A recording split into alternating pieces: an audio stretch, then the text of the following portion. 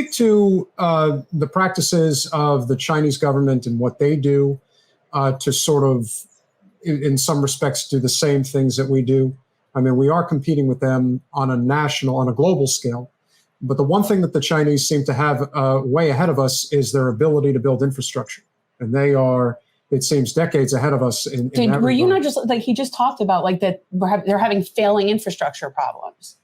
Well, right. Yes, but they still have certain advantages. Our infrastructure on a global scale is considered like a D. You know, you mean what they have? Yes, there. Oh, okay. Yes. In their country. Okay. Yes. Okay. Yeah, I mean, they built cities overnight, quite literally, you know,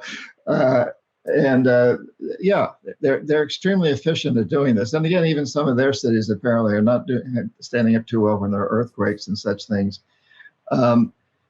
But yeah, they've been very, very efficient, and I think it's fair to say it's completely a fact now that it's not when will the Chinese overtake us. The Chinese have overtaken us around the world. Our economy, our GDP, as we measure it, as we define it, is still bigger than theirs.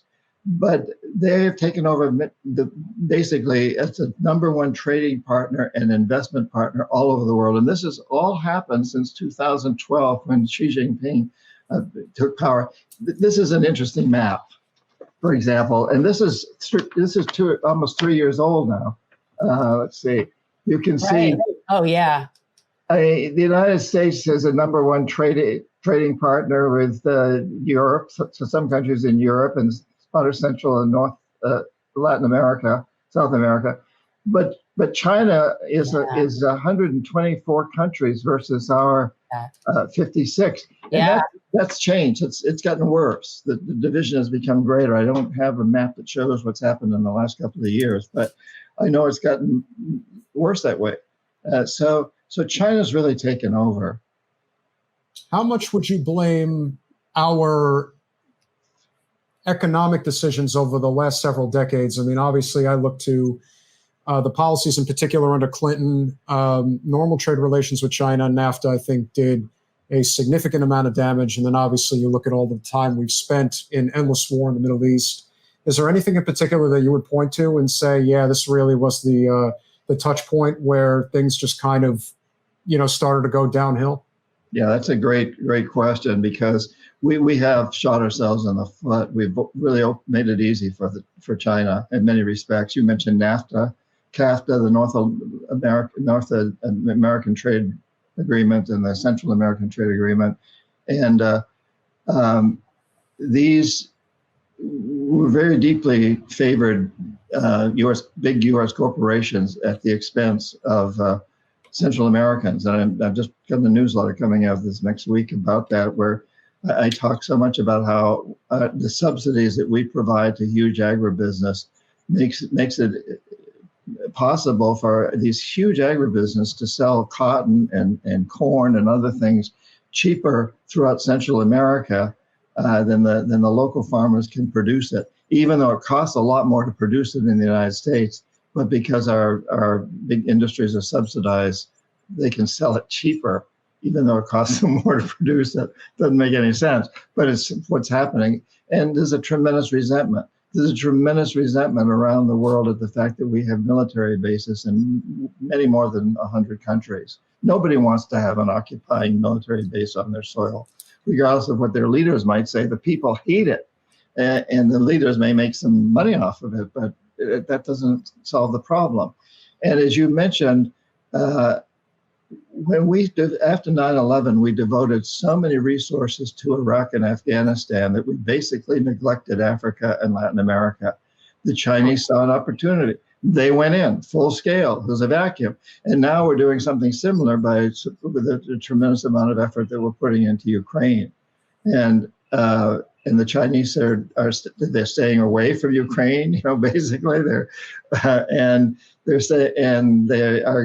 just launching more and more programs in Latin America and South and Africa. Recently, the Vice President of the United States has visited Africa, and it seems as though the Biden administration is trying very hard to use diplomacy to get back in the good graces of some of these countries. But the fact of the matter is, talking is not a substitute for spending money and investing money in these places. Yeah. And I also think we can't undo the fact that we've been like the bully of the world for so long. You know, like, no, I'm not surprised that people don't like having military bases in their countries. And I think that when you approach things that way and someone else like China approaches it not that way, that's always going to be bad. I mean, it's so common sense. Yeah. You know, all over the world, I think people love what the United States represents. Our Declaration of Independence, our Bill of Rights, and so on and so forth. And they love Americans for the most part, and they don't particularly like what the Chinese, the way they govern themselves. These countries don't necessarily want to have China's government, and they don't particularly. And I don't mean to be bigoted here, but like you said, they don't like the fact that China brings in all of its own laborers, and they don't mix with the local people at all. They're basically kept behind fences on these projects to do the work in the projects.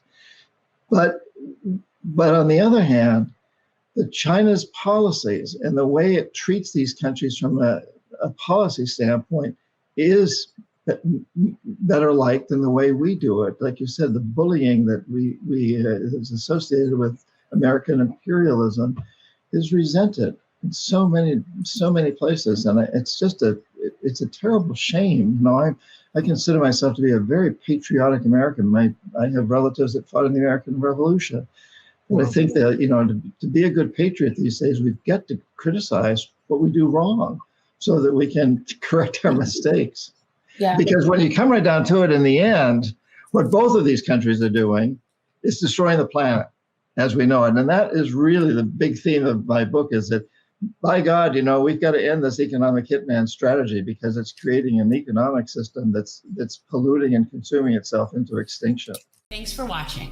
If you want to support our mission to transform politics into service, please like this video, subscribe, follow us on social media, and consider joining our Patreon, where you'll get early access to our interviews as well as other exclusive content.